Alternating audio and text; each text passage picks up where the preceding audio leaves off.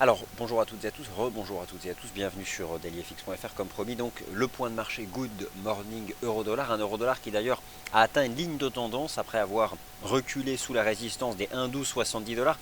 Je pense qu'il faut mettre entre parenthèses les stratégies de short, en tout cas pour le court terme, à moins de voir des statistiques américaines solides cet après-midi. Je vous rappelle que j'ai toujours eu ce point de vue, les stratégies sont toujours semaines de NFP à réaliser en amont du NFP.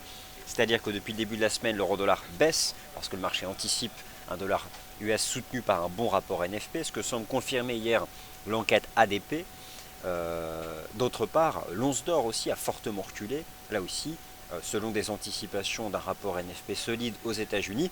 Naturellement, toutes ces stratégies doivent être clôturées et encaissées au moment où nous prenons connaissance des chiffres officiels du marché du travail. C'est toujours, en tout cas, de cette façon-là que j'ai pu observer que les marchés se comportent les semaines de NFP.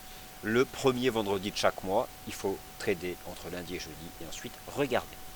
Je vous laisse ici prendre connaissance de l'avertissement sur les risques liés au trading, notamment si vous investissez sur le marché des devises ou sur des produits CFD. D'ailleurs, prochainement, sur la plateforme, les CFD vont s'étendre aux actions. Enfin, vous allez les avoir sur la Trading Station. Mais ça, je ne dis pas plus la date précise, vous la connaîtrez bientôt. Alors, l'euro-dollar, clôture des stratégies de vente à court terme. Clôture immédiate des stratégies de vente à court terme. Qu'en est-il? Je vous rappelle que c'est une imbrication de range sur le graphique de long terme. Pourquoi? Parce que le dollar américain est en range. Alors ne tenez pas compte de ce graphique pour le stratégie de court terme, on s'en fiche complètement. C'est un graphique en données hebdomadaires de l'US dollar index. Ce triangle rectangle de l'US dollar index, il peut durer jusqu'à la fin de l'année. Si vous projetez ici dans le temps jusqu'à l'apex, le point de convergence des deux lignes, on est même au premier trimestre 2016. Donc, moi, j'ai une anticipation à terme de relance de la tendance haussière du dollar américain, ce qui devrait ramener le taux de change euro-dollar en direction des 1,05 dollars. Mais ça, c'est une vue de marché à horizon 6 mois. En tout cas, il faut quand même garder cela en tête, ce graphique de long terme de l'US dollar index, avec notamment ici, alors que nous observons un range sur les prix, une divergence haussière non pas sur l'indicateur technique MACD, mais sur l'histogramme de l'indicateur technique MACD. Ce qui invite à penser que nous avons ici un signal précurseur de voir la ligne de MACD croiser à la hausse sa moyenne mobile.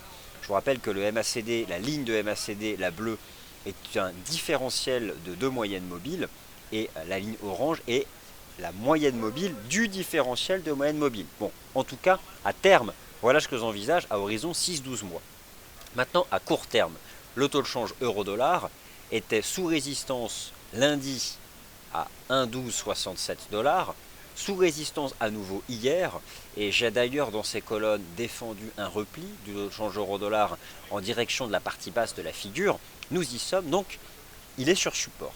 Quant à envisager carrément un achat du taux de change euro-dollar au moment où je parle, je suis toujours gêné lorsqu'il s'agit de l'euro-dollar, étant donné ma vision de moyen terme. Après, admettons tout de même que sur le court terme, eh bien, on peut éventuellement avoir l'amorce d'une structure ici en divergence haussière sur les bougies horaires du taux de change euro-dollar, ce qui invite à penser qu'on pourrait se stabiliser, mais je vous rappelle qu'ici, pour l'instant, il n'y a rien d'actif. La seule chose qui rendrait actif la divergence haussière, c'est d'avoir une clôture du RSI H1 au-dessus du niveau des 40, le sommet ici qui dépasse les deux bottoms ascendants, et d'autre part, il faut que les prix cassent la résistance à 1,1160. En cas de cassure de la résistance à 1,1160, oui, le taux de change euro-dollar va rebondir à 1,12.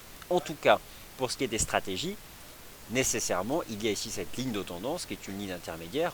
Et moi, je vous rappelle qu'à moyen terme, on a désormais une compression qui s'est réduite sur le taux de change euro-dollar. On a l'oblique qui attrape tous les tops depuis le 24 août. Le support qui agit à chaque fois à 1,1087 dollars, 1,11 dollars, ce qui donnerait réellement un signal de baisse du taux de change euro-dollar, ce serait, vous l'avez compris, de basculer sous les 1,1087 dollars, 1,11 dollars. Pour l'instant, le marché n'y est pas. Il peut y aller si cet après-midi les stats US sont solides.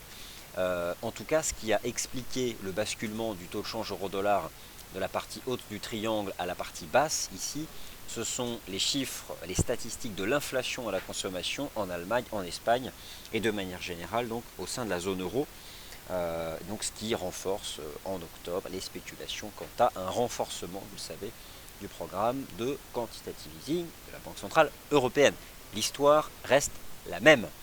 À court terme, donc, interruption des stratégies de vente du taux de change euro-dollar. Quant à envisager une stratégie d'achat, je peux comprendre qu'on veuille utiliser la ligne de tendance pour gérer son risque, parce que là, ça veut dire que le stop, il est de 20 pips, hein, parce qu'on passe en dessous, c'est fini, ça casse. Hein, et on retombe à un 10,87. Pour ma part, je comprends qu'on puisse utiliser ça pour gérer son risque. Après, je continue de privilégier donc la tendance de fond de ce marché, qui est donc une tendance baissière, et donc je n'exclus pas le risque de voir le niveau finir par céder. Par contre, dans l'immédiat, c'est pas certain. C'est vrai qu'on a ici cette compression, voilà dans quoi on est. Hein. En données horaires, on est vraiment dans cette ultime compression. Moi, pas de stratégie possible à l'achat tant qu'on reste sous 1,1160. Si on casse les 1,1160, pourquoi pas. Tant qu'on reste sous la première résistance, il n'y a absolument rien d'actif, donc je reste méfiant. Le dollar américain, il est bien orienté, mais il est flat depuis une semaine. Tout à l'heure, à l'instant, je vous ai montré un graphique de moyen long terme de l'US Dollar Index, le DXY, le DXY, celui qui est très suivi donc dans les salles de marché. Vous avez vu que c'est un range, ça peut durer jusqu'à la fin de l'année, voire au premier trimestre 2016. Et moi j'estime que derrière, la tendance haussière repartira. Tout simplement parce que là, ce qu'on appelle la distorsion des politiques monétaires, et notamment l'écart dans le cycle à venir des taux d'intérêt, devrait se renforcer. À moins de voir l'économie US décrocher, ce qui ne semble pas être le cas. Lorsqu'on regarde les tout derniers chiffres macroéconomiques, on aurait pu s'attendre à un décrochage par exemple de la confiance du consommateur américain avec ce qui se passe dans le monde, le contexte économique mondial, que nenni, c'est tout le contraire qui se passe, elle est ressortie au plus haut, cette confiance du consommateur US, rappelez-vous. Donc, le dollar américain, tout au long de cette semaine, il est resté en position d'attente, sous les 12 095 points, et donc à quelques encablures de ses sommets annuels. Vous avez cette fois-ci sous les yeux l'US Dollar Index de FXCM. Et d'ailleurs, je change le nom de l'émission, voilà, c'est Good Morning Euro Dollar, pardonnez-moi, et pas le rendez-vous des scalpers, autant pour moi. Et comme vous l'avez remarqué, Sylvain est absent hein, aujourd'hui. Alors, l'US Dollar Index de FXCM, j'ai quand même le sentiment que sur le RSI H4, ici, on est sorti par le haut de cette espèce de compression. Ce qui m'intéresse, c'est que cette sortie de compression, elle s'est faite au-dessus de la neutralité, donc le niveau des 50, qui met toujours en meilleure représentation relative les variations haussières sur la période. Pourquoi pas monter en direction des 12 095 avant le NFP. Ensuite, ça dépendra du NFP. On dépassera si on a un superbe NFP. Donc là, franchement, le consensus envisage un bon NFP, notamment suite à la publication de l'enquête ADP hein, avec un secteur privé aux États-Unis qui a créé 200 000 emplois en septembre. C'était plus qu'anticipé, on attendait 190 000 et surtout c'est le montant le plus élevé depuis le mois de juin dernier. Bref, en tout cas voilà. Donc ça c'est pour le dollar US, l'euro-dollar, interruption des ventes, ligne de tendance, on peut rebondir si on casse les 1,1160. Maintenant, les autres paires de devises, le dollar australien. Alors celui-là je le surveille, potentiellement il a fait un petit double bottom. Ce qui aide le dollar australien, c'est bien sûr la nuit dernière le PMI manufacturier chinois qui ressort supérieur au consensus, en retrait du niveau des 50 mais tout de même supérieur au consensus. D'autre part, le prix des métaux industriels se reprend. De manière générale, les matières premières industrielles entament une stabilisation. C'est quelque chose que vous pouvez observer lorsque vous comparez la dynamique de l'once d'or et du cuivre. D'ailleurs, actuellement, il y a un arbitrage. Donc, potentiellement, un double bottom sur la UD-USD, je reste quand même méfiant parce que je suis gêné par ce que fait ici l'indicateur technique variation donné H4. Après, bon, pourquoi pas, ça peut faire un petit double bottom et dans ces cas-là, je vais simplement reporter ici l'amplitude du précédent range, ce qui pourrait amener éventuellement la UD-USD à rebondir en direction des 0,71, 0,71,20. Je dirais qu'au fond, on peut accorder sa confiance parce que c'est une cassure de résistance, que le dollar australien se reprend à court terme. Euh, Éventuellement tracer ce petit canal de reprise en donner 4 heures. Alors en effet, voilà. Tant que le taux de change AUD-USD se maintient dans ce petit canal de reprise, pourquoi pas croire donc à un double bottom ici sur les 0,6950 $, et à ce moment-là donc progresser en direction des 0,71 $. Bon, ça c'est vraiment une stratégie de court terme, c'est tout. Alors, ok pour l'euro-dollar, voilà pour le AUD-USD. USD-CAD, c'est fini à court terme. Le pétrole, c'est bien tenu. Le prix de l'énergie se reprend. Il y avait dans l'absolu ici une divergence baissière, bien vue d'ailleurs par notre analyste Sylvain, sorti par le bas de ce canal. Ce marché va temporiser désormais. Je vais revenir ici sur un graphique en données journalières du taux de change USD-CAD. Voilà, on a eu donc une forme de piège avec cette accélération en direction des 1,34. Alors piège, attention, pour le moment ça peut être lu simplement comme un pullback sur, voilà, hein, on peut même partir du principe qu'on a été sorti par le haut d'un espèce de drapeau, donc je reste méfiant. On peut se repositionner éventuellement long si le marché revient sur la neutralité, mais je dirais qu'à court terme, ce qui renforce le dollar canadien, c'est déjà hier les chiffres du produit intérieur brut canadien et surtout la reprise du prix du pétrole.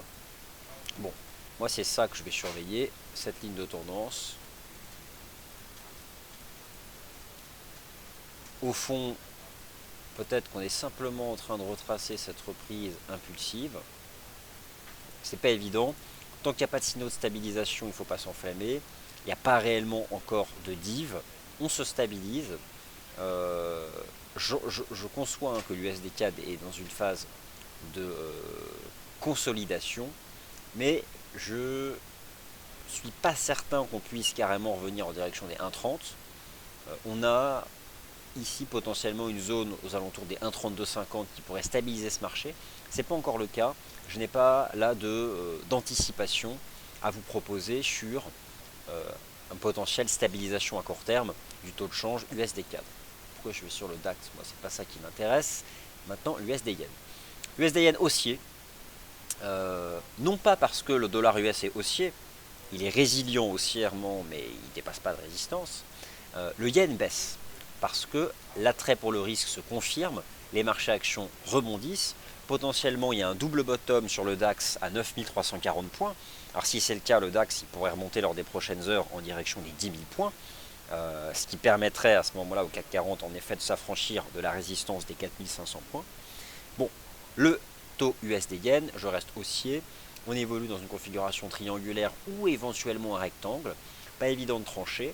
Dans tous les cas, je continue de viser les 120,60 à court terme sur le taux de change USD-Yen, essentiellement du fait donc de la dépréciation du yen japonais. Donc honnêtement, de toutes les paires majeures, la seule qui donne en effet un signal, comme me l'indiquait notre analyste Yoav Nizar à l'instant, me semble être le taux de change AUD-USD avec ce petit double bottom intraday ici sur 0,6945 en accord avec le PNI chinois notamment. Le NZD-USD. Alors le NZD-USD, potentiellement il reteste une résistance. Là pour le coup je suis méfiant. Alors est-ce qu'on est là sous résistance à nouveau? Je vais essayer de monter. Regardez, en données journalières, voilà, on est pour moi vraiment sur la résistance. Alors il y a un momentum qui est haussier, je l'avoue, ça peut être difficile de vouloir se mettre en face, surtout que là on avait eu un piège.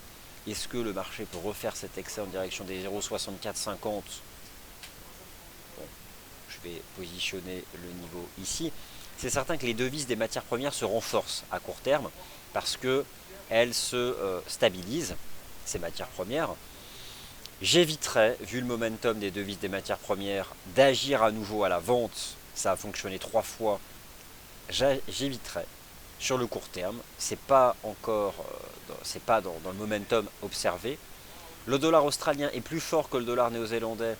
Je vous propose une alternative, c'est d'exploiter le range du taux de change AUD-NZD parce que j'ai le sentiment que le dollar australien va surperformer le dollar néo-zélandais, et je pense que c'est une paire croisée, hein, donc je ne devrais pas l'aborder dans cette émission, mais étant donné que j'ai une vue positive à court terme sur l'AUD-USD, que je suis gêné par le NZD-USD parce qu'il teste une résistance, mais que j'ai pas envie de dire qu'il faut la shorter parce qu'il y a un momentum positif, il y a cette alternative qui consiste à acheter le support ici sur l'AUD-NZD.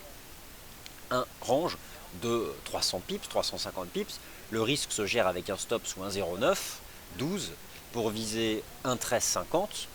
Bon, ça fait du 1 pour 3. Après, j'admets, il y a un risque là, par rapport au niveau du support, 200 pips pour en gagner 350. C'est pas tout le monde, je sais, qui peut se permettre cela. En tout cas, ça m'invite à mettre l'accent sur le fait qu'en effet, la UD-USD pourrait se reprendre en direction des 0,71 $. Et maintenant, le câble. Le fameux câble qui testait ce seuil ultime des 1,5170. Qu'a fait notre ami le câble? Eh bien, c'est vraiment un repli qui est délicat. Je remontre ici un graphique de moyen long terme du GBP-USD. Franchement, j'ai le sentiment qu'on est en train de casser le niveau, mais c'est pas non plus massif. Le marché se comporte très différemment qu'au mois de mai dernier ou qu'en septembre. Il est vraiment retombé violemment la semaine dernière sur les 1,5170. J'écarte toujours pas le risque de cassure, mais le marché n'accélère pas. En plus, alors voilà, potentiellement, est-ce qu'il s'agit d'une espèce de divergence haussière un peu latente qu'on fait? Le marché décline marginalement, mais pourrait à un moment exploser à la hausse. On bascule, vous voyez, sous les points bas, mais c'est vrai qu'on ne décroche pas. Et au final, il y a cet ultime niveau à 1,5090. Alors, bon, on voit bien cette zone de prix. Je suis mal à l'aise sur le GBP-USD.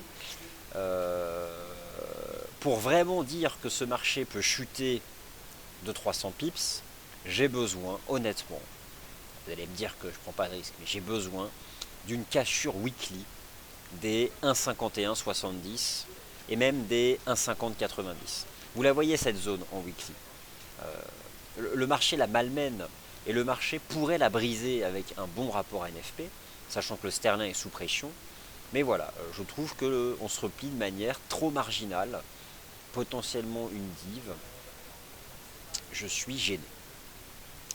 Je vais avoir du mal là réellement à me positionner, même si par contre on doit avoir la possibilité de tracer un canal de baisse à peu près propre, même pas, ça fait toujours plus ou moins wedge. Donc je suis dérangé par cette pattern. Donc au final, je ne vais pas inventer une vue de marché. Mes convictions sont sur les taux de change suivants. Le taux de change euro-dollar qui donc potentiellement en effet est en train d'activer cette divergence haussière intraday et pourrait donc désormais se reprendre à court terme. Alors dans ces cas-là, avec ce scénario sur le taux de change euro-dollar, on pourrait peut-être remonter en direction des 1,12 sur le court terme, voilà, hein, puisqu'au final, le taux de change euro-dollar reste enfermé dans ce triangle. Donc pour la gestion du risque, voilà, le stop c'est sous les 1,1130, donc c'est quand même mieux que la UD-NZD, c'est certain. La UD-USD, potentiellement double bottom sur les 0,6950. C'est tout. Ce sont mes convictions chaudes. Mes convictions, euro-dollar pour un achat de court terme, AUD-USD, donc là aussi pour un achat de court terme. Bon, et puis après, il ne faut pas se forcer. Hein. Alors la UD-USD, en effet, j'en ai parlé. Alors, le GBP Yen. Ok, alors le GBP Yen. Haussier. Haussier le GBP Yen. Alors c'est certain que c'est un peu compliqué là ce que le marché fait. Il n'y avait finalement pas de biseau, on a peut-être toujours cette pattern là, ça prend du temps. Je pense qu'on est en train de construire un bottom. Sur le court terme, premier support 181. On est finalement dans une compression. J'ai cru que le marché en était sorti hier, en fait elle dure.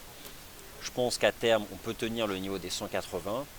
Sur le très court terme, là, forcément, bon, on a réintégré, donc en fait, on est toujours dans la pattern. Donc là, c'est un peu plus difficile.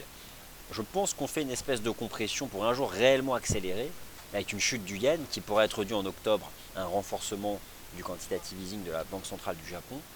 Bon, sur le court terme, le marché devrait pouvoir se reprendre. Mais là, c'est pas évident avec cette compression. C'est pas évident.